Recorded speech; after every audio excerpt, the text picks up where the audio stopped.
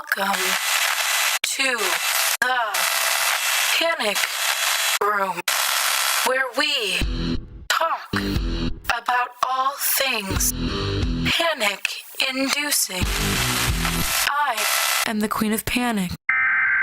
Warning, some episodes may contain content that may be disturbing to others. Viewer discretion is advised. Now let the games begin.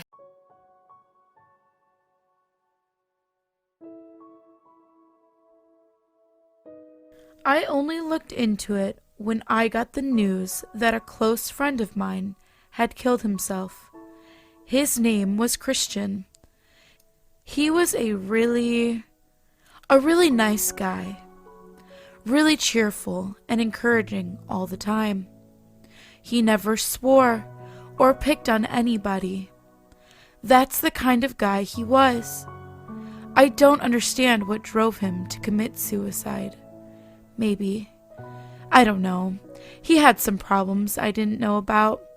We weren't besties or anything, but I still expected him to tell me if something was wrong.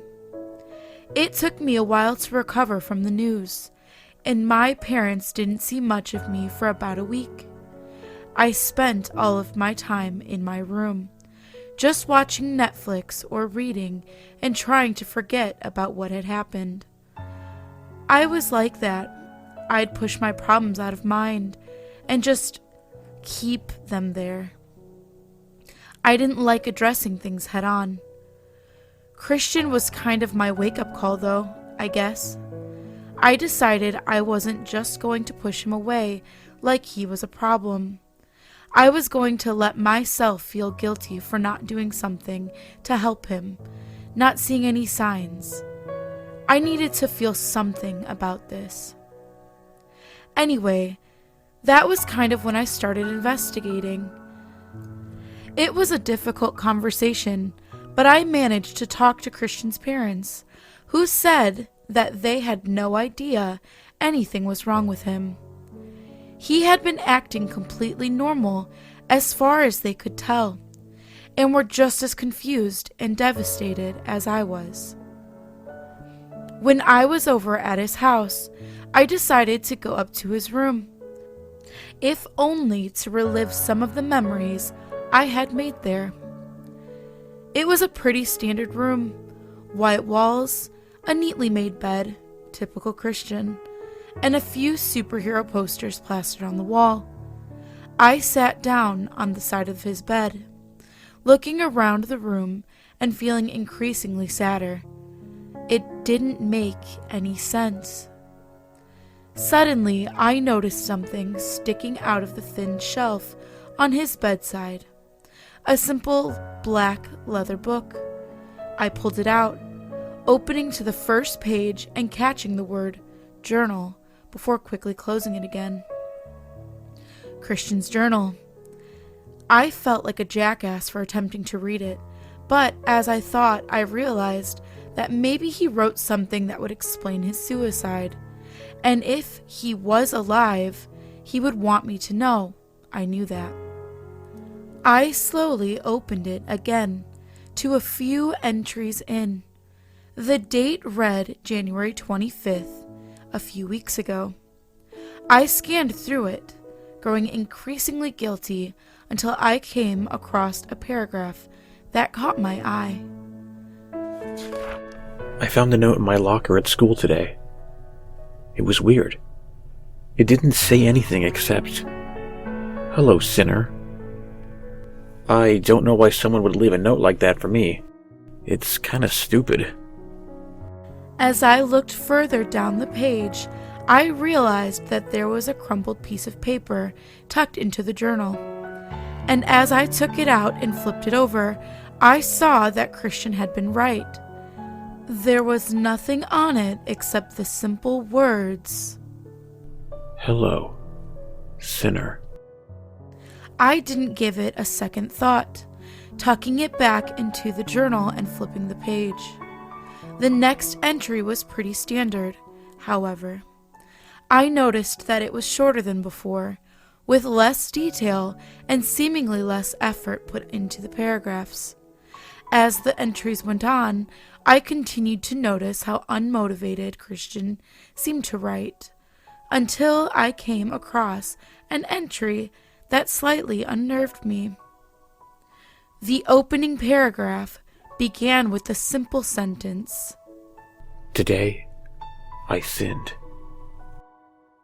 It seemed like an odd thing to say, especially since he went into no further detail.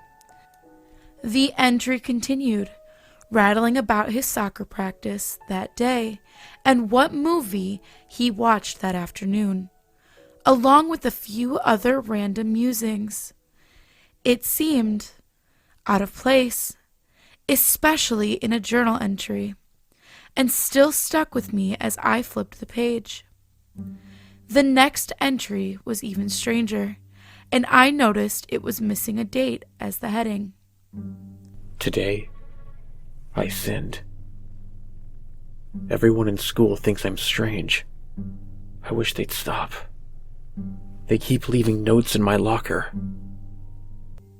Then the entry continued as usual.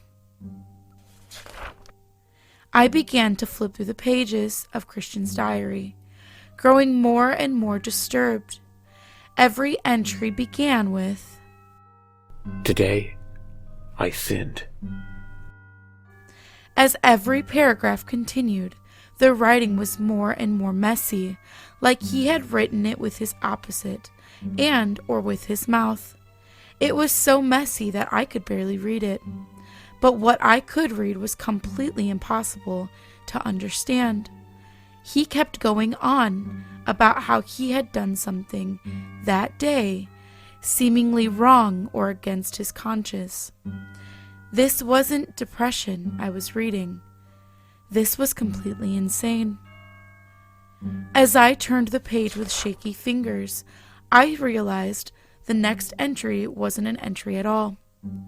The scribbles had morphed into a jumbled heap, filling every corner of the page with one single sentence, over and over. "I am a sinner."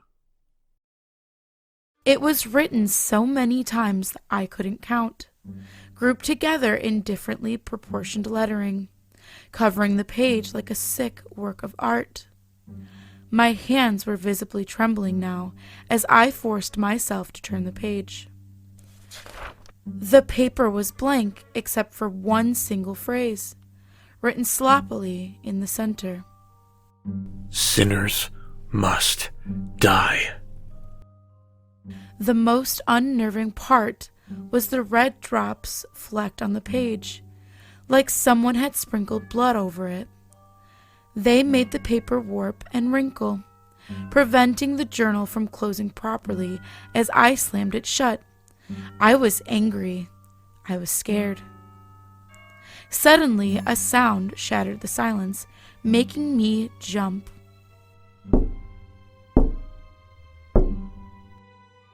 It was coming from within Christian's closet. I stood up, facing the two sliding doors as my heart began to pound out of my chest. I was still clutching the journal tightly in my hands as I took 2 cautious steps toward the closet. The silence was deafening, the blood pounding in my ears like 100 drums. I reached out to the closet handle, a feverish sensation washing over me.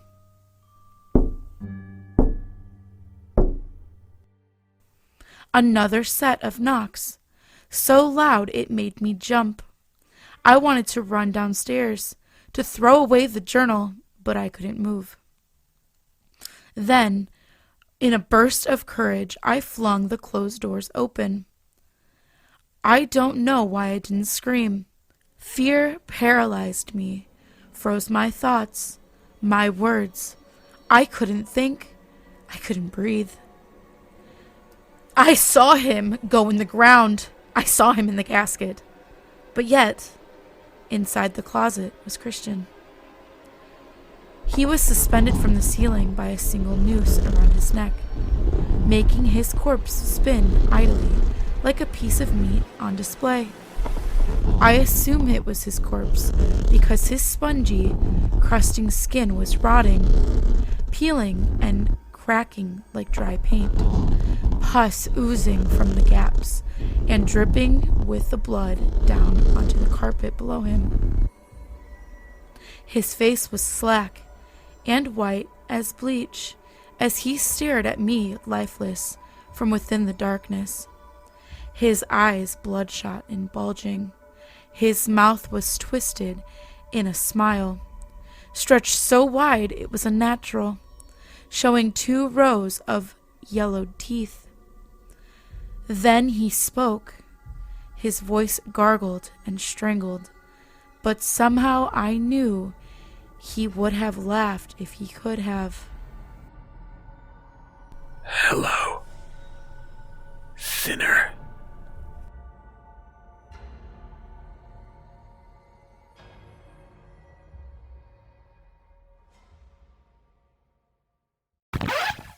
Thank you for visiting the Panic Room. You have successfully made it to the next portion of your tour. Please stay tuned for your next prompt. Click the like button and subscribe to receive notifications for when the next portion of your tour is ready to join. Thank you for watching. Don't let the panic drown you.